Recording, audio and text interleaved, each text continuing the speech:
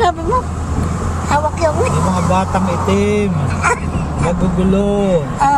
Paano sila kakaawaan o papapasukin sa mga passport? Eh, lowis na lowis ang pantalon. Ang hawak bayag, hindi yung pantalon. Hindi bali mahubo ang pantalon. Yung bayag niya, wag lumawit.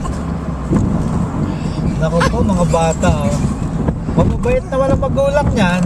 yung kumakanta dun sa... Pero nature nila, pag bata pa, talagang ganyan. Ginagaya yung kumakanta. Kaya nga, Yung kumakanta sa television. ang taas ng boses, ang baba ng pantalon. Ano naman yun? Ginagaya din ng mga ibang Pilipino yung kumakanta sa television. Hawak-hawak nila. Hawak-hawak ang bayag. Kahit si Michael Jackson, masayaw-sayaw, bayag din na hawak. Ayun, nawala na si Michael.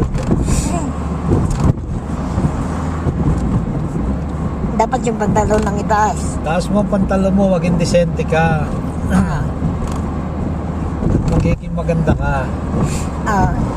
Pero yung nakalowis ang pantalon mo, hawak mo ang bayag mo, kailanman hindi dissenting tingnan. Hindi. Magulo. Yung mga kumakanta. Lahat ng kumakanta nga, yun ang ginagawa. Hindi. Nakahawak. Original dito sa Amerika nag-umpisa yun. Kaya nga sila unang humawak ng bayag eh. Mga Amerikanong negro, mga itim, wala namang humahawak dati. Inumpisahan nila, ayan, pati mga Pilipino, hawak din ng bayag. So, sa buong mundo, hawak na ang bayag. Ako po, paano titino ang mundo? Nag-umpisa sa Amerika. Nag-umpisa sa Amerika, humawak ng bayag. Eh di ginaya sila ng mga third world country.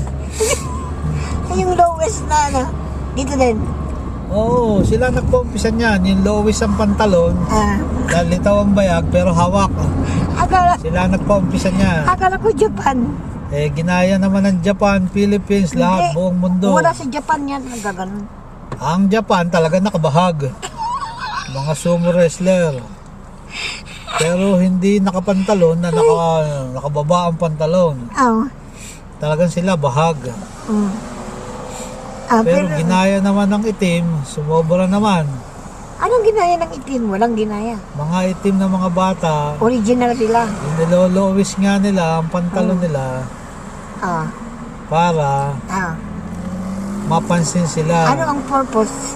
At para kahit mahubo naman, dinidepensahan nila. Hindi, meron silang parang short sa loob ng pantalon. Kaya nga, may short sila. Ayaw pa hubarin yung pantalon at mag-short na lang. Kaysa yung may short ka nga, naka-lowest, nakalitaw naman niya. Hawak-hawak mo rin yung bayag daw. Yung short mo.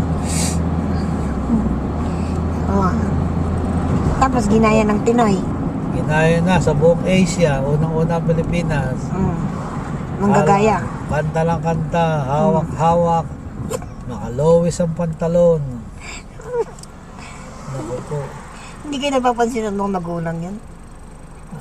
Ano, mga bata rin yung magulang na itim, ganun din eh. Hindi, yung Pinoy. Ang mga Pilipino naman, bayam na. Basta wag maputol ang bayag. Basta, bayam mo, hawakan lang. Konsentidor din ng mga magulang. Naku po. Tanong ko, bakit hawak-hawak? Alam mo naman, baka makawala. Ano? Baka makawala. Mahal din nila yung pag-aari nila. Mga ari-arian. Mga ari-arian, pag-aari. Sabi nila, ano ba itong dalawang pastor at minister? Bastos. Sasabi tayo ng totoo. Hindi tayo bastos. Hindi tayo bastos. Yung sinasabihan natin ng bastos. Sinasabihan mo. So, ano? Bakit awak-awak? Ayun ang gusto nila. Yan ang magagawa mo. Wala akong magagawa. Ano ba kukunin ko? Delta SM? Paano nila nagkaroon ng idea na gano'n? Ano kukunin ko? Delta SM? Delta Sabi mo, wala ka na. Meron ka pa Delta SM. Hindi. Trabix.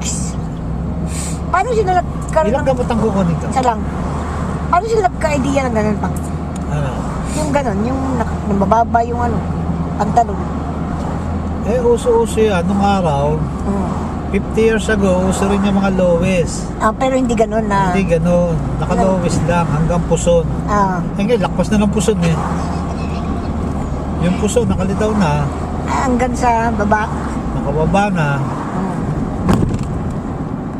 Tapos kakanta. Tapos kakanta. Nung araw, pag kumanta, hawak-hawak lang ang mic. Hawak ang mic, naka-lowest ang pantalon. Tapos yung... Eh ngayon eh, hawak ang mic, hawak pa rin ang pag-aari niya. Dalawa inahawakan niya. Ano ba yan? Kaya tuloy kong kumanta, patungo-tungo. Mm. Eh, kasi naluhubo. At tungo-tungo. Nung araw eh, nakatingkayad pa. Kasi mahigpit ang pantalon. Yung kamay nasa Nasa mic. nasa mic. Ngayon eh, wala.